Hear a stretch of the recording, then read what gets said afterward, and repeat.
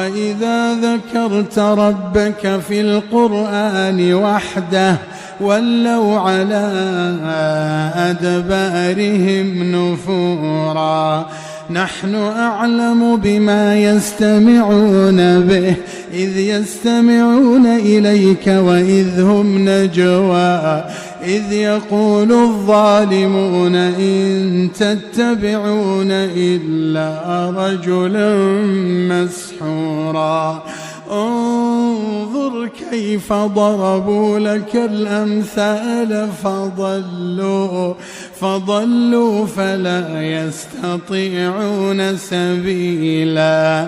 وقالوا أئذا كنا عظاما ورفاتا